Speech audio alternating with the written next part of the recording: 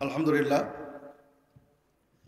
ঐতিহ্যবাহী পূর্বাঞ্চল JK foundation কর্তৃক আয়োজিত সপ্তম ইসলামী মহাসম্মেলনে সম্মানিত ওলামায়ে কেরাম, অনেকে চলে গেছেন, দেশের শীর্ষ পর্যায়ে আলেম এখনও অবশিষ্ট রয়েছেন। এখানে প্রখ্যাত বাগ্মী, লেখক, গবেষক ফজলাতুল শাইখ ডক্টর মুজাফফর বিন মুহসিন এবং আরেক বাগ্মী অত্যন্ত যিনি দলিল ভিত্তিক আলোচনা করে থাকেন, ফজলাতুল শাইখ মুখলিসুর রহমান বিন আরশাদ আল মাদানী হাফিজাহুল্লাহ। কিছুক্ষণ পূর্বেই প্রফেসর ইকরাম শামসুল আল মুসার এবং ডক্টর আবু আবদুল্লাহ শহীদুল্লাহ খান মাদানী সাহেব মূল্যবান বক্তব্য পেশ করেছেন।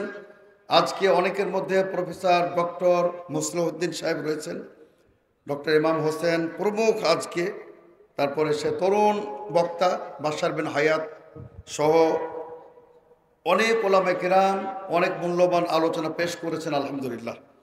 এবং বিশেষ করে আমি অত্যন্ত আমাদের প্রিয় ব্যক্তিত্ব, আমি বলবো লৌহ মানব, দুর্দমনীয় ব্যক্তিত্ব জনাব আখতারুজ্জামান, অত্যন্ত সাহসী। সেই ভাইয়ের নাম উল্লেখ না করলেই নয়। আলহামদুলিল্লাহ, এই জিকে ফাউন্ডেশন মাঠ, এটা কিন্তু আলহামদুলিল্লাহ ব্যাপক সাড়া ফেলেছে বলে আলহামদুলিল্লাহ। এটা শুধু বাংলাদেশের ভিতরে নয়, আল্লাহর আন্তর্জাতিক পরিমণ্ডলে জিকে ফাউন্ডেশনের মহাসম্মেলন বিশাল, এটা সাড়া ফেলে দিয়েছে আলহামদুলিল্লাহ। সম্মানিত সুধীবৃন্দ, এটা একটি দাওয়াতের মঞ্চ হিসাবে বিশ্ব কর্তৃক, বিশ্বের শ্রেষ্ঠ ওলামায়ে কর্তৃক স্বীকৃতি লাভ করেছে আলহামদুলিল্লাহ। এবং আশা করি এই ধরনের দাওয়াতের মাধ্যমে বাংলাদেশের বুকে সঠিক ইসলাম আমরা প্রতিষ্ঠা করতে পারবো ইনশাআল্লাহ। যেখানে আমাদের পার্শ্বেই টঙ্গীর বিশাল মাঠ, আমরা কিন্তু সবসময় মধ্যপন্থা, মডারেট নীতিতে বিশ্বাস করি। অনেকের মতো আমরা ওটাকে একেবারে বাতিল বলি না, আমরা ওদের সংশোধন করতে চাই। সম্মানিত শ্রোতাবৃন্দ, আজকে বেহাল অবস্থা, টঙ্গীর মাঠের আজকে বেহাল অবস্থা। সর্বশেষ ফেসবুকে দেখলাম যেন কাবামুখী হয়ে একই দিকে সব সলাত আদায় করছে, যেন কেবলা বানিয়ে ফেলছে। নাউজুবিল্লাহ, এই ভুল করা যাবে না। আমরা উদাত্ত আহ্বান জানাই, তাবলীগ জামাতের প্রতিটি শীর্ষ মুরব্বীর নিকট আহ্বান জানাই, কেবলা ঠিক করবেন, কেবলা ঠিক করাবেন, কেবলাবিহীন। কারণ সলাত তো কবুল হওয়া দূরের কথা, মুসলমানিত্ব টিকবে না। বলুন ঠিক কিনা? কাজেই আমরা আরো বলতে চাই, আপনাদের তাবলীগী নিসাবকে সঠিক করুন। যে ব্যক্তি বলেছে যে আপনার টঙ্গীর মাঠে এক ওয়াক্ত সলাত 49 কোটি গুণ সওয়াব পাওয়া যায়, নাউজুবিল্লাহ, ওর কঠিন বিচার হওয়া দরকার, বাংলাদেশের বুকে বিচার হওয়া দরকার। আমরা এই বই বাজেয়াপ্ত করার জোরালো দাবি জানাই। আজকের ঐতিহাসিক জিকে ফাউন্ডেশনের মহাসম্মেলন থেকে আমরা সরকারের নিকট জোরালো দাবি জানাই, ইসলাম বিদ্বেষী, ঈমান বিধ্বংসী এবং পবিত্র কাবার প্রতি অপমাননাকারী এই বইকে বাজেয়াপ্ত করতে হবে। সম্মানিত সুধীবৃন্দ, তার কারণ ঈমান নিয়ে ছিনিমিনি খাওয়া চলবে না। বিশ্বনবী বলেন, ইন্নাল্লাহা হাররামা মাক্কাতা ইয়াওমা খালাকাস সামাওয়াতি ওয়াল আরদ। আল্লাহ রাব্বুল আলামিন যেদিন আসমান জমিন সৃষ্টি করেছেন, সেই দিন থেকে মক্কাকে তিনি হারাম করেছেন, মহিমান্বিত করেছেন, নিষিদ্ধ করেছেন, সম্মানিত করেছেন। এবং প্রিয় নবী বলেন, ওয়ানা হাররামতুল মদিনা, আমি বিশ্বনবী মদিনাকে সম্মানিত করলাম। সুতরাং মক্কার চেয়েও, যেখানে মক্কায় 1 লক্ষ গুণ, ওরা ওখানে অনেক তথ্য ভুল দিয়েছে, 50,000 সেটা। তার মানে আসলে ওটা যে জাহেলদের একটা সংগঠন, জাহেলদের একটা জামাত হিসাবে সেটা মানে পর্যবসিত হয়েছে আমার ধারণাই করতে পারি নাই। সম্মানিত সুধীবৃন্দ, একটা কথা বলে, যে যায় লঙ্কায় হয়ে যায় রাবণ। এই তাবলীগ জামাতে আলেমরা ঢুকলেও জাহেল হয়ে যায়, বলো ঠিক কিনা? সম্মানিত সুধীবৃন্দ, আল্লামা জাকারিয়া কান্ধলভী রহমতুল্লাহ আলাইহি অনেক বড় আলেম, আপনারা অবাক হয়ে যাবেন। তিনি মুয়াত্তার ভাষ্য লিখেছেন, আউজাজুল মাসালিক ইলা মুয়াত্তা মালিক, আরবিতে। এত বড় আলেম, কিন্তু তার সহিহ জয়ীফের কোনো বিচার তিনি করেন নাই, অথচ এটা অত্যন্ত মারাত্মক ভুল। এটা আমি পরবর্তী মুরব্বীদের দৃষ্টি আকর্ষণ করতে চাই। এই বইটির মডারেশন করবেন, এই বইটির সম্পাদনা করবেন আমরা আহলে হাদিস ওলামায়ে কেরাম, বাংলাদেশ জমিয়ত আহলে হাদিস এটার সম্পাদনা করার জন্য প্রস্তুত রয়েছে ইনশাআল্লাহ। সম্মানিত সুধীবৃন্দ, সমস্যাটা হয়েছে ওনারা শুরু করেছেন আপনার শেষ পর্যায় থেকে, শুরু করেছেন একেবারে মানে শেষ পর্যায় থেকে শুরু করতে হবে, গোড়া থেকে ফাউন্ডেশন মজবুত করতে হবে। বিশ্বনবী কি বলেন? ফালিয়াকুন আউয়ালু মা তাদউহু ইলাইহি শাহাদাতু লা ইলাহা ইল্লাল্লাহ। তাওহীদ দ্বারা শুরু করতে হবে। সকল আম্বিয়া কেরাম যুগের পর যুগ, কালের পর কাল, শতাব্দীর পর শতাব্দী তারা প্রথমে তারা দাওয়াত দিয়েছেন কেবল তাওহীদের। আমার আপনার প্রিয় নবী বিশ্বনবী মুহাম্মদ রাসূলুল্লাহ সাল্লাল্লাহু আলাইহি ওয়াসাল্লাম 13 বছর মক্কাতে শুধু মানুষকে তাওহীদের শিক্ষা দিয়েছেন।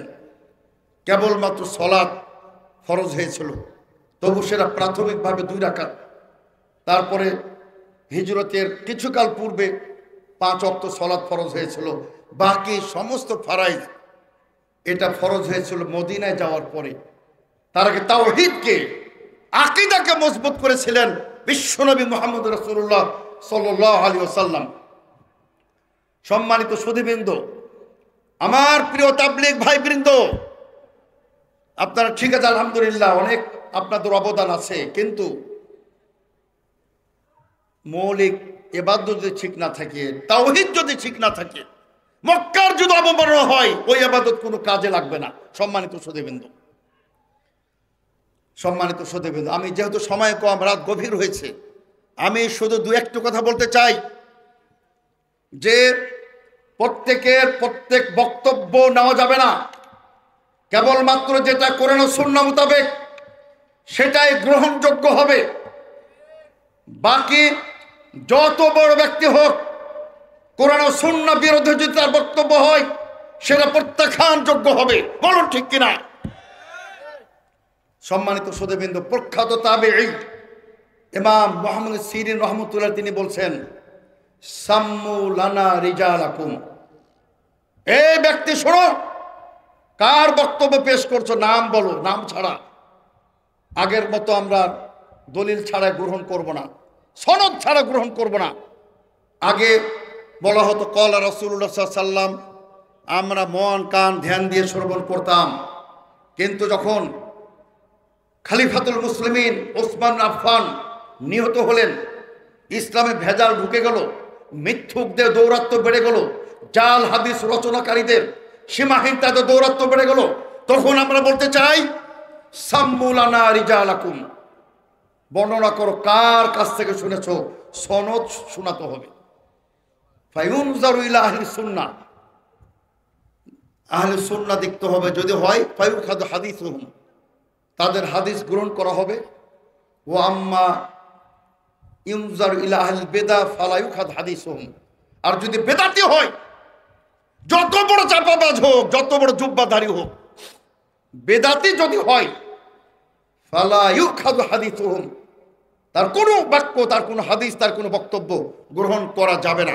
সম্মানিত শুধু এর জন্য আমরা বলতে চাই, যার তার বক্তব্য শুনবেন না, সবার বক্তব্য গ্রহণ করা যাবে না। কেবলমাত্র যদি আকীদা বিশুদ্ধ হয়, তখনই তার বক্তব্য গ্রহণ করা যাবে। ইমাম মালিক রহমতুল্লাহ আলাইহি বলেন, কোনো বেদাতীদের বক্তব্য গ্রহণ করা যাবে না, কোনো বেদাতীর বক্তব্য শ্রবণ করা যাবে না, কোনো বেদাতীকে সম্মান করা যাবে না। সম্মানিত সুধীবৃন্দ, কাজে আপনার ওই চাপার জোর দেখলেই আপনার মনে করবেন না যে এটি ঠিক আছে। আহলে হাদিস ওলামা, আহলে হাদিস আলহামদুলিল্লাহ, তারা আম্বিকেরামদের মতো তারা গ্রামে গঞ্জে সর্বত্র আজকে ইসলামকে ছড়িয়ে দিয়েছে আলহামদুলিল্লাহ। এই আহলে হাদিসদের যদি আপনার অস্তিত্ব না থাকতো, কিয়ামত কবে সংগঠিত হয়ে যেত বলুন ঠিক কিনা? সম্মানিত শ্রোতাবৃন্দ, তা আমি আপনাদের সামনে আহ্বান জানাতে চাই যে ইসলাম এটার কিতাব ও সুন্নাহর আলোকেই আমাদের পরিচালিত হতে হবে। এই যে কি কিতাব দেখছেন সম্মানিত শ্রোতা, আজকে কিতাবটি আমি আজকে অর্জন করেছি সৌদি আরব থেকে প্রকাশিত কাওয়াইদ মারিফাতিল বেদাত, বেদাত চিহ্নিতকরণের বেদাত পরিচয়ের নীতিমালা। এই বই পড়বেন, আপনি অটোমেটিক বলে দিবেন কোনটা বেদাত আর কোনটা সুন্নাহ। আমি একটি শুধু নীতিমালা আজকে আলোচনা করব সংক্ষিপ্তভাবে। একটি নীতিমালা, এখানে প্রায় 18-20টি নীতিমালা আছে। একটি নীতিমালা, সেটা কি ক্লিয়ার বলা হয়েছে, এটা আপনার 68 পৃষ্ঠায়। কুল্লু ইবাদাতিন তাস্তানিদু ইলা হাদিসি মাকদুবিন আলা রাসূলিল্লাহ সাল্লাল্লাহু আলাইহি ওয়াসাল্লাম বিদআহ। তিনি বলতেছেন যে জাল হাদিস ভিত্তিক যে কোনো ইবাদত এটা বেদাত। আলহামদুলিল্লাহ, আপনারা বুঝতে পারছেন কিনা? জাল হাদিস ভিত্তিক যে কোনো ইবাদত এটা বেদাত। এই যে রমজান মাস আসলে বলা হয় রজব মাসে সলাতুর রাগায়েব 12 রাকাত মাগরিবের ইশার মাঝখানে, অনেকে আরব দেশে অনেকে পড়ে, বেদাতিরা পড়ে। যেহেতু এটার ভিত্তি জাল হাদিস, সুতরাং এটা বেদাত। শবে মেরাজের বা লাইলাতুন নিসফে মিন শাবান, শবে বরাত যাকে আমরা বলি, সেই রাত্রির 100 রাকাত নামাজ, এটাও জাল হাদিসের উপর ভিত্তি, সুতরাং ওটাও প্রত্যাখ্যানযোগ্য। সম্মানিত শ্রোতাবৃন্দ, এই শবে বরাতের যে আমরা সিয়াম পালন করে অনেকেই, যে আপনার ইদা কানাত লাইলাতুন নিসফে মিন শাবান ফাসুমু নাহারাহা কুমু লাইলাহা, এখানে আপনার একজন বর্ণনাকারী আছেন ইবনু আবি সাবুরা, আবু বকর বিন আব্দুল্লাহ বিন মুহাম্মদ বিন আবি সাবুরা। ইমাম আহমদ বিন হাম্বল ইয়াহইয়া বিন মাইন বলতেছেন কানা ইয়াদাউল হাদিস, জাল হাদিস রচনা করত। তো সম্মানিত শ্রোতাবৃন্দ, আমি শুধু একটি নীতিমালা বর্ণনা করলাম। একটি নীতিমালার আলোকে যে হাদিস, যে ইবাদতের পিছনে জাল হাদিস রয়েছে সেটি বেদাত, জাল হাদিসের উপর কোনো আমল চলবে না।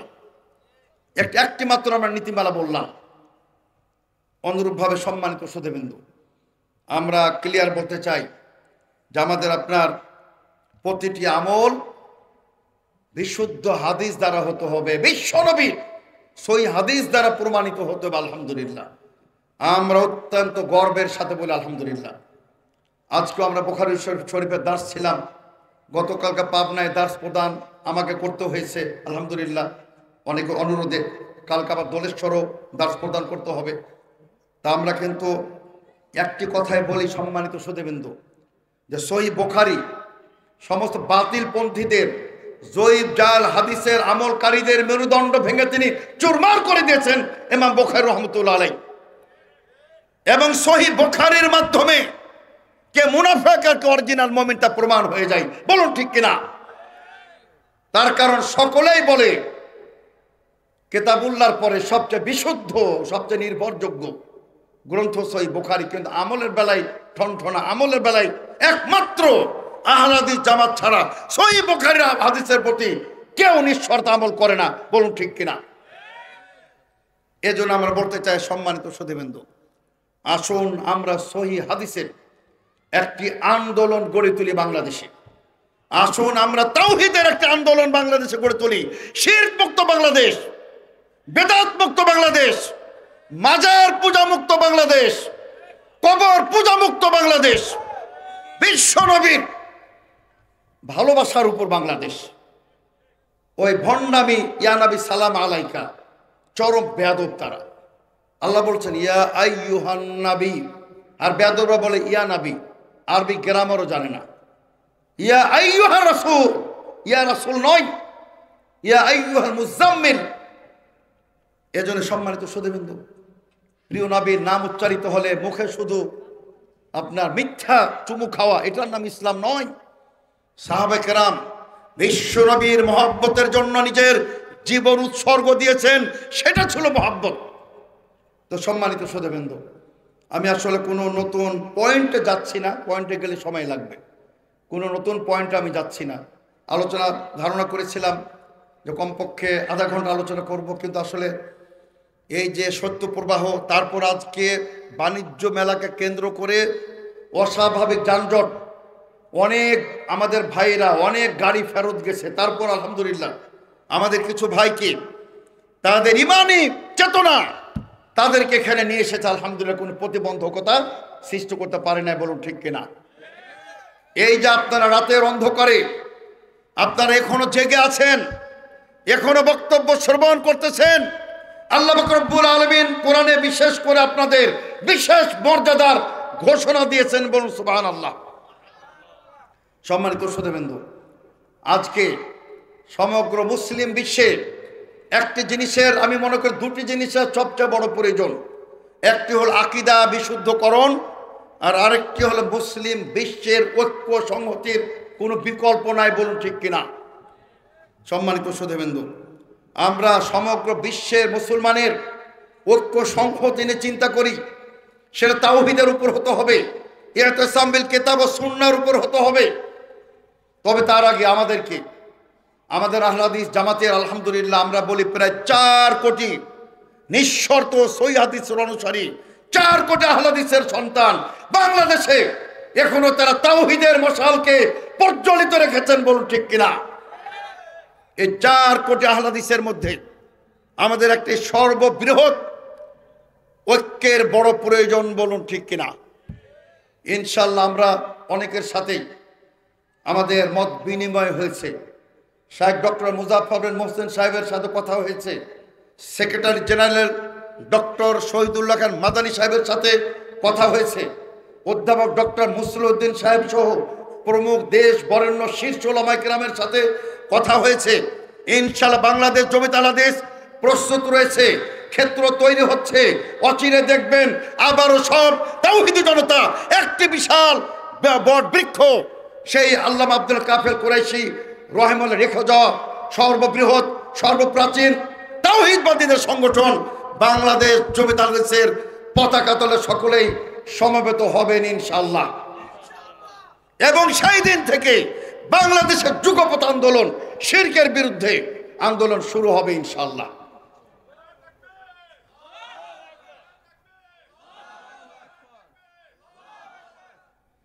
জাযাকুমুল্লাহ খাইরান। আমাদের ভাইরা বুঝাই যাচ্ছে তারা অত্যন্ত সচেতন, তারা আপনার শুধু মানে সুরের সাথে সুর মিলাই না, আমাদের আহলে হাদিসের এটুকুতে বর্তমানে একটি বড় সমস্যা, তারা নতুন আওয়াজ পেলে, নতুন কোন আহ্বান পেলে, নতুন কোন আপনার বক্তা পেলে তারা সেদিকে দৌড় দেয়। আমি একটা কথা বলেছিলাম যে কিছুদিন পূর্বেই যে বক্তা সম্পর্কে আমরা জাতিকে সতর্ক করেছিলাম, সেই বক্তাকে দেখলাম সেই তথাকথিত সেই ফুলপুরি আর ফুলতুলি, সেই শিরক বেদাত আপত নিমজ্জিত সেই মাহফিলে গিয়ে তিনি বক্তব্য রাখতেছেন এবং সেখানে আহলে হাদিসদেরকে মিথ্যা অভিযোগে ধোলাই করা হচ্ছে, আর তিনি শুনে শুনে মজা নিচ্ছেন, নাউযুবিল্লাহ।